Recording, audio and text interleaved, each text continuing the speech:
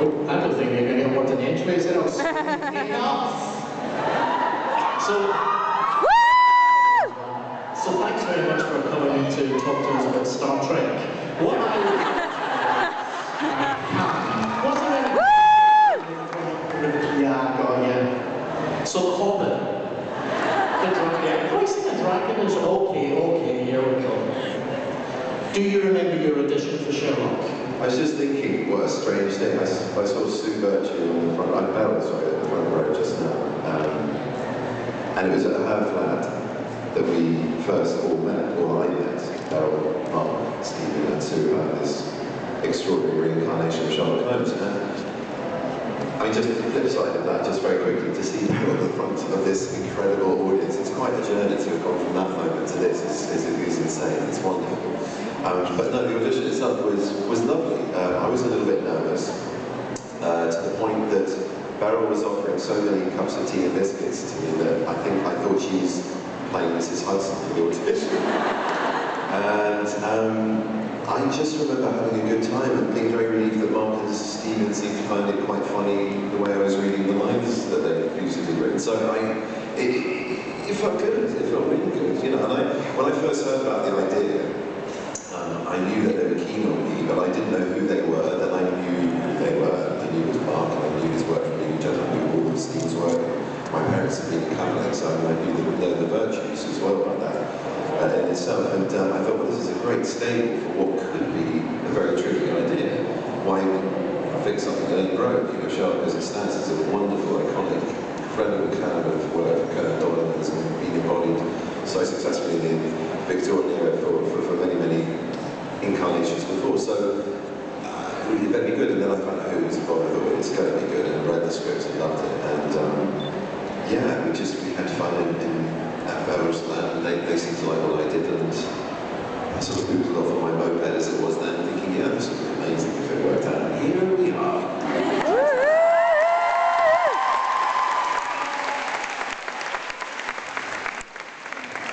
Yeah, Martin needs that. He's a bit smaller than you, so on the subject of Martin, Holmes is nothing without his Watson. It's true. Your Watson is fantastic. Is he not fantastic? He is. You must have got that actor's instinct when the pair of you first got together. There were some fantastic people who walked through the door, and the minute he started reading it with me, I felt that I had to up my game, basically. It was that simple. He made me play better. And he's brilliant in himself, and obviously I was a huge fan of his work in the office. I'd actually seen him on stage, I think, when he just started out of drama school, but he was in Mother Courage and a couple of other places, I think, got playing at the National. Anyway, the point is, you know, I'd already marked who he was, and I was already a fan. But the minute we started reading together, I thought this would be a fantastic fit. It was great chemistry, great collaboration, and it's proved true. What did you think of the finished result? I really liked it. I guess it was all more slightly it was slightly looser. It was a bit more aggressive in the sense of jeans, like a bit of a suit, there was a jacket, and everything proposed. But it really, you know, and I really enjoyed it. And I enjoyed the idea of it being so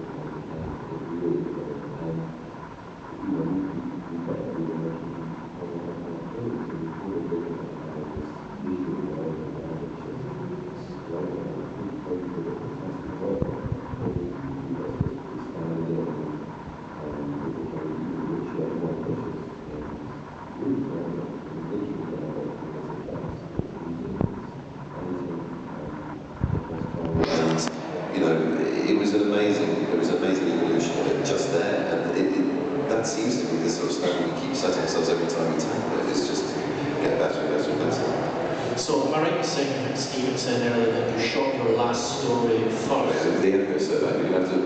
You shot your last story first? Yes. Did you find that that helped going back to do a study in pink because you felt that he was there? Yeah, very much so, very much so. I think it was... well, just having the pilot, having done the pilot for a start, that was...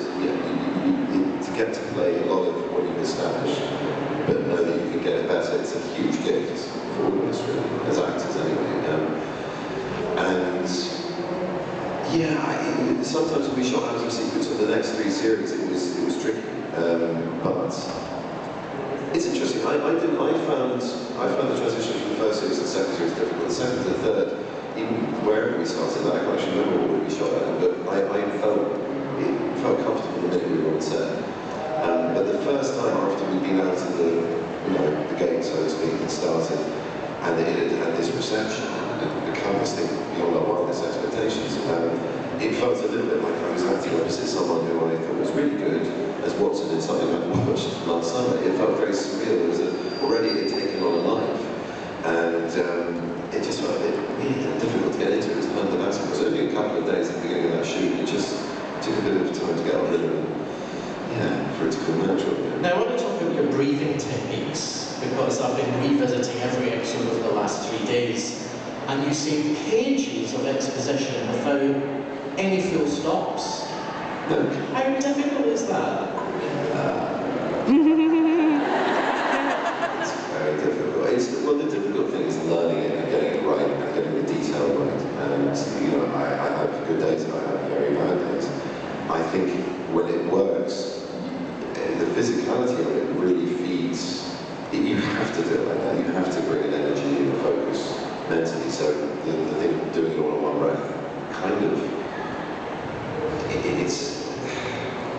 it's just a necessity. And I suppose it is a training house and that sort of thing. You have to be very articulate. Your diction has to be incredibly clear and precise, because you're speaking at that speed and volume you can't slur. And I really noticed what I do. I mean, I watched the last episode last night again of the last series, and as I was found I could hear a bit of slurring. I was cross with myself because normally it's so crisp. That's because you just don't take in that information anyway. It takes a couple of viewings, I think, to really get every detail of what he's talking about. And the firework of it is great fun for all. You just sort of sit there, fuck, that was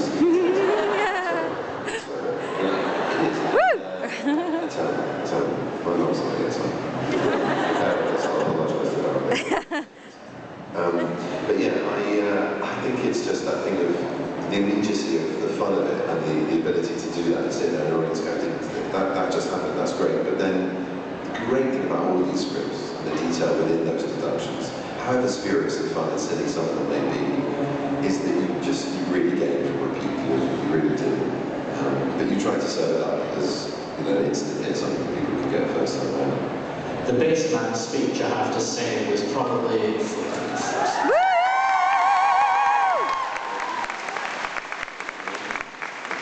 takes a lot for me to, shed a few tears watching TV, but shut up! You always put yourself in that sort of position if somebody was saying that about you, and it really was said from the heart, and I just want to say it was an amazing performance. Thank you very much indeed.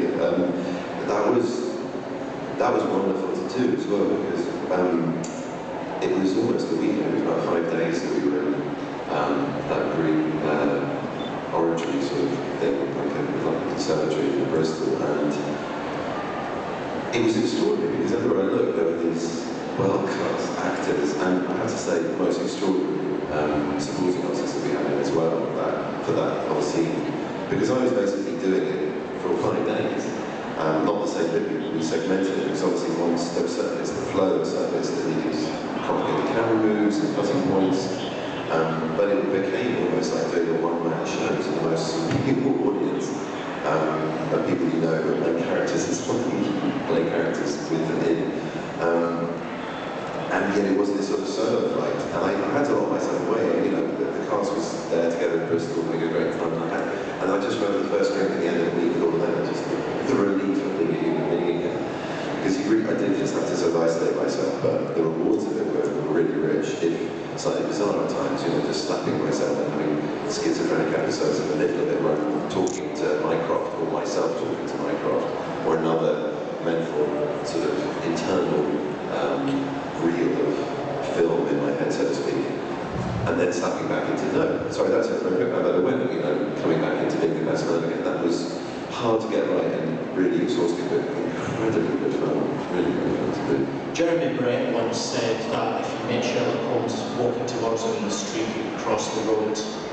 Would you do that if you saw your Sherlock coming towards you? Yeah, absolutely. He's a lunatic, isn't he? He's just mad. He doesn't have a lot of time for pleasantries or niceness. I quite like people who are polite. He keeps severing heads in his French. There's that. Well, it's his specialty. I mean, you've got to give the guy, it's his hobby. It's fine. I understand that. Everyone has their hobbies. Did you live with someone like that? I know, I really do. I'm not saying I'm polar opposite end, but I would definitely find, you know, people sort of want to cutify him and cuddleify him and make him something that's sort of approachable, and I understand why, because I think in reality he's vicious, ferocious, brilliant, funny, attractive because of all those things, but he's a brute